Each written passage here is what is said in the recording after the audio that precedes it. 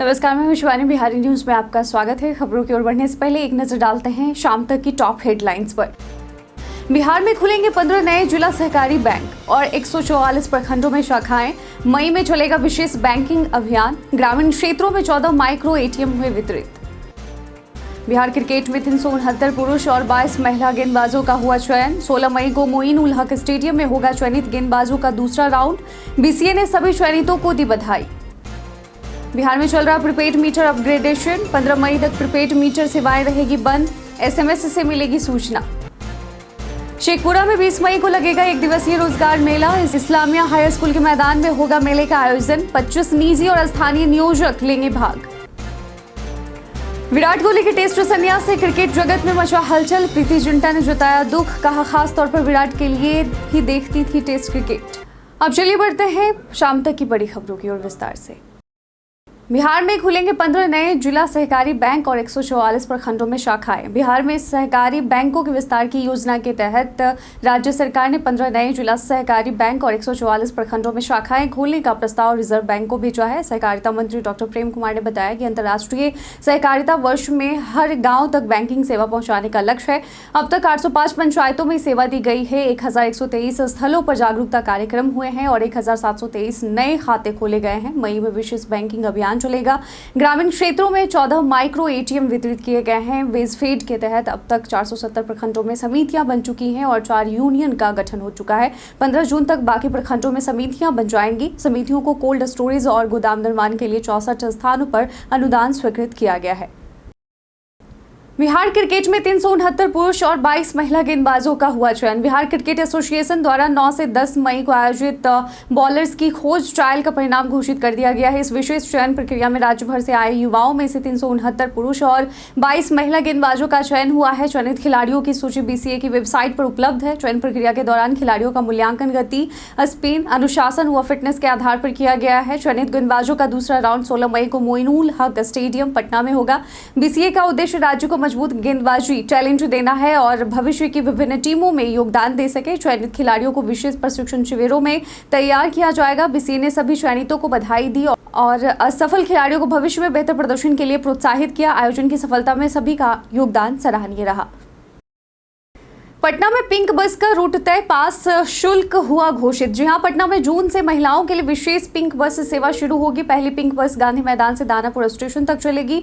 साथ ही गांधी मैदान से पटना एम्स, पटना साहिब और कुर्जी तक भी बसों का परिचालन होगा। ये बसें सीएनजी से चलेंगी और सुबह 7 बजे से रात 8 बजे तक चलेंगी। महिलाओं के लिए मासिक पास किफायती दरों पर उपलब्ध होगा, जिसमें छात्राओं को 400 रुपये और कामकाजी महिलाओं को 550 रुपये शुल्क लिया जाएगा। दैनिक टिकट की कीमत 6 से 25 रुपये होगी। इन बसों में CCTV, panic button, charging point और माइक जैसी सुविधाएं होंगी। पहले चरण में 10 बसें चलेंगी और बाद में भागलपुर, पूर्णिया, मुजफ्फरपुर में भी यह सेवा शुरू करने की योजना है।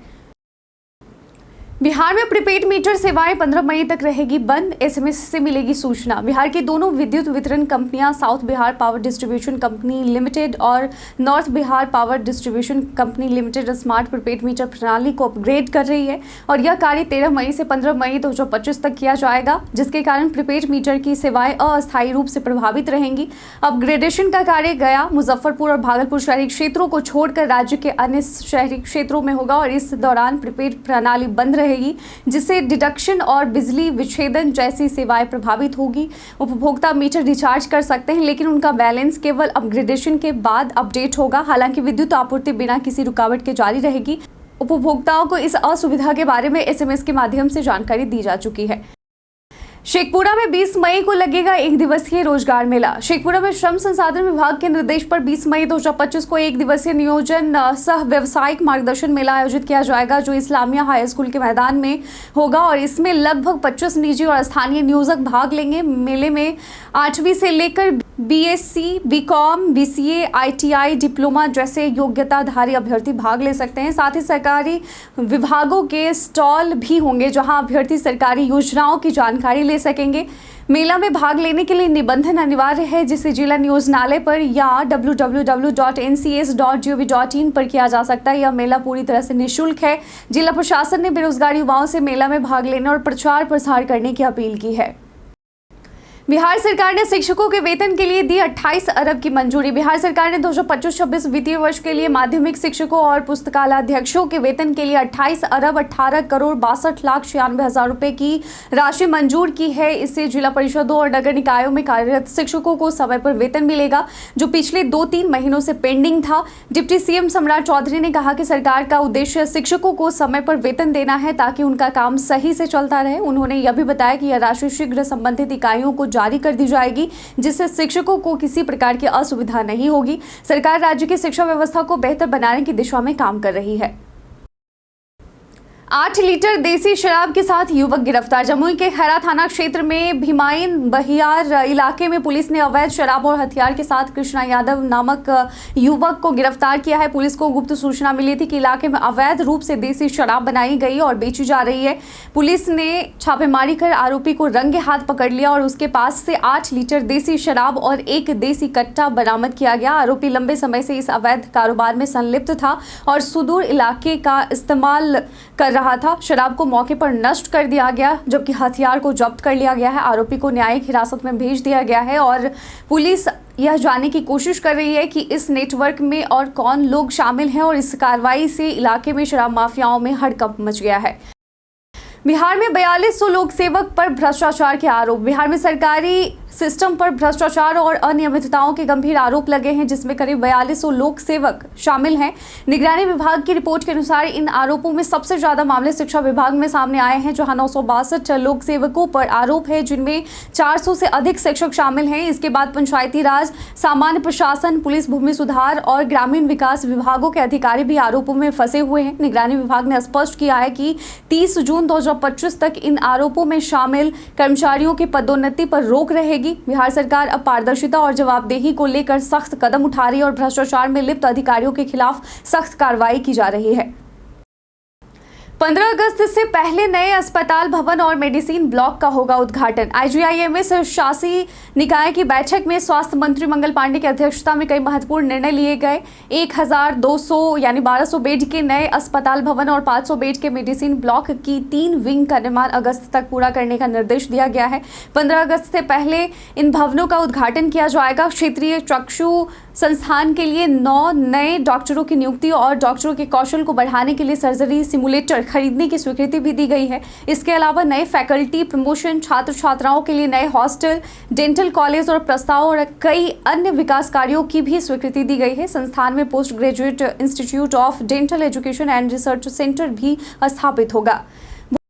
भोजपुर जिले से होकर गुजरेगी बुलेट ट्रेन। बनारस और हावड़ा के बीच प्रस्तावित बुलेट ट्रेन अब बिहार के भोजपुर जिले से होकर गुजरेगी। खासकर जगदीशपुर, उदवंतनगर और कोइलवर प्रखंड के कई गांवों को इस रूट से शामिल किया गया है और कोइलवर प्रखंड के कई गांवों को इस रूट में शामिल किया जाएगा। राष्ट्रीय उच्च रेल कॉर्पोरेशन लिमिटेड ने रूट प्लान तैयार कर लिया है। जगदीशपुर प्रखंड के गाँव जैसे भटौली, बिमवा, चकवा, हरदिया, हरी गाँव आदि इस रूट में शामिल हैं। जिला प्रशासन ने इन इलाकों में जमीन अधिग्रहण के लिए नोटिस जारी किया है। राजस्व कर्मचारी पहले चरण में सर्वे कर रहे हैं, जिसमें भूमि मालिकों की जानकारी इकट्ठा की जा रही है। भूमि अधिग्रहण के बाद प्रभावित मालिकों को मुआवजा, पुनर्वास और पुनर्स्थापन की योजना के तहत सहायता मिलेगी। पत्नी की पुण्यतिथि पर भावुक हुए नीतीश, बेटे संग दी श्रद्धांजलि। जहां मुख्यमंत्री नीतीश कुमार ने अपनी धर्मपत्नी स्वर्गीय मंजू कुमारी सिन्हा की 18वीं पुण्यतिथि पर भावभीनी श्रद्धांजलि अर्पित की। उन्होंने पटना के कंकड़बाग स्थित मंजू कुमारी सिन्हा स्मृति पार्क पहुंचकर उनकी प्रतिमा पर माल्यार्पण किया। इसके बाद वे अपने पैतृक गाँव कल्याण बिगहा हरनौत स्थित कविराज राम लखन सिंह स्मृति वाटिका पहुंचे, जहाँ उन्होंने पुनः अपनी पत्नी की प्रतिमा पर माल्यार्पण कर श्रद्धांजलि दी। और इस अवसर पर मुख्यमंत्री ने अपनी माता स्वर्गीय परमेश्वरी देवी और पिता कविराज स्वर्गीय राम लखन सिंह की प्रतिमाओं पर भी श्रद्धा सुमन अर्पित किए। पूरे कार्यक्रम के दौरान मुख्यमंत्री के साथ उनके पुत्र निशांत कुमार भी उपस्थित रहे और यह श्रद्धांजलि कार्यक्रम पूरी तरह पारिवारिक और भावनात्मक वातावरण में संपन्न हुआ, जहां मुख्यमंत्री ने अपने निकट संबंधियों की स्मृतियों को नमन कर उन्हें याद किया। तेजस्वी ने दी शहीद राम बाबू को श्रद्धांजलि। सीएम के अनुपस्थिति पर उठाए सवाल। पाकिस्तानी हमले में शहीद हुए सिवान के वसीलपुर गांव निवासी बीएसएफ जवान राम बाबू सिंह का पार्थिव शरीर आज पटना एयरपोर्ट लाया गया, जहां नेता प्रतिपक्ष तेजस्वी यादव ने श्रद्धांजलि दी। तेजस्वी यादव के अलावा बीजेपी के वरिष्ठ नेता महाचंद्र सिंह ने भी शहीद जवान को श्रद्धांजलि दी। मुख्यमंत्री और उप मुख्यमंत्री की अनुपस्थिति पर सवाल उठे। तेजस्वी यादव ने कहा कि ऐसे मौकों पर सभी को मौजूद रहना चाहिए। इससे पहले भी शहीद इम्तियाज के पार्थिव शरीर पर सीएम डिप्टी सीएम अनुपस्थित थे। हालांकि बाद में उनके घर गए। शहीद राम बाबू 2017 में सेना में भर्ती हुए थे और 12 मई को ऑपरेशन सिंदूर के दौरान शहीद हुए। उनकी शादी दिसंबर 2024 में हुई थी। बिहार सरकार ने शहीद परिवार को 50 लाख रुपए मुआवजा और सरकारी नौकरी का आश्वासन दिया है। गाँव में शहादत को लेकर गर्व है, लेकिन परिवार गहरे शोक में डूबा है। बिहार कांग्रेस में बदलाव, शशि भूषण बने ईबीसी विभाग के अध्यक्ष। बिहार में आगामी विधानसभा चुनाव को देखते हुए कांग्रेस पार्टी कई बड़े बदलाव कर रही है। हाल ही में बिहार कांग्रेस के प्रभारी को बदला गया और शशि भूषण को अति पिछड़ा वर्ग विभाग का अध्यक्ष नियुक्त किया गया। कांग्रेस का मानना है कि बिहार में पार्टी का जनाधार कम है और वह आरजेडी के भरोसे चल रही है। इस समय पार्टी अपनी पहचान बनाने और जनाधार बढ़ाने के लिए कई प्रयास कर रही है, जैसे कि पलायन रोको, नौकरी दो और न्याय संवाद यात्रा की शुरुआत की, साथ ही घर घर संवाद और झंडा लगाने का अभियान। हालांकि कांग्रेस ने स्पष्ट किया है कि वह महागठबंधन के साथ चुनाव लड़ेगी, लेकिन वह 70 से अधिक सीटों की मांग कर रही है। सियासी गलियारों में इसे सीटों के लिए दबाव बनाने की रणनीति माना जा रहा है। सुशील मोदी की पत्नी जेसी जॉर्ज ने चुनाव लड़ने की जताई इच्छा। बिहार में विधानसभा चुनाव से पहले भारतीय जनता पार्टी के दिवंगत नेता सुशील कुमार मोदी की पत्नी जेसी जॉर्ज मोदी ने चुनाव लड़ने की इच्छा जाहिर की है और यह बयान उन्होंने अपने पति की पहली पुण्यतिथि पर पटना में एक समारोह के दौरान दिया। जब पत्रकारों ने उनसे पूछा कि क्या वह चुनाव लड़ सकती हैं, तो उन्होंने जवाब दिया, हाँ लड़ सकती हूं। जेसी जॉर्ज मोदी ने सुशील मोदी और नीतीश कुमार के रिश्ते को विशेष बताते हुए कहा कि जब दोनों के बीच मतभेद हुए थे तो सुशील मोदी ने रोते हुए नीतीश को अपना दोस्त कहा था। सुशील मोदी बिहार के एक महत्वपूर्ण राजनेता रहे हैं, जिन्होंने बिहार विधानसभा और संसद दोनों सदनों में कार्य किया और नीतीश कुमार के साथ महत्वपूर्ण राजनीतिक यात्रा की। प्रीति जिंटा ने विराट कोहली के टेस्ट संन्यास पर जताया दुख। विराट कोहली ने 12 मई को अचानक टेस्ट क्रिकेट से संन्यास लेने का निर्णय लिया, जिससे क्रिकेट जगत में हलचल मच गई। उनके इस फैसले से फैंस और क्रिकेटर्स बेहद इमोशनल हो गए और बॉलीवुड एक्ट्रेस प्रीति जिंटा ने भी दुख व्यक्त किया।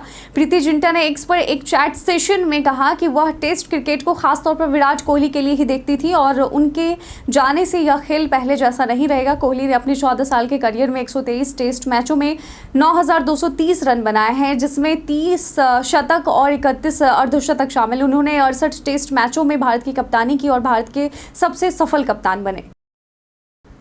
बीते दिन हमारे द्वारा पूछे गए सवाल का आप लोगों में से बहुत लोगों ने अपना जवाब हमें कमेंट सेक्शन में लिख कर दिया था। जिन्होंने हमारे द्वारा पूछे गए सवाल का जवाब दिया उनके नाम है राज किशोर महतो, जय कुमार चौधरी, आलोक प्रियदर्शी, अर्जुन राम, सुशील कुमार मोदी, जितेंद्र ठाकुर, रोहित चौधरी, राम बाबू दास, संजीव कुमार, नंद कुमार सिंह, प्रीति पटेल, दीपक कुमार, रंजीत मिश्रा और राकेश मिश्रा। इसके साथ ही बढ़ते हैं आज के सवाल की। और आज का सवाल है कि आपके क्षेत्र में इस भीषण गर्मी में बिजली की क्या स्थिति है।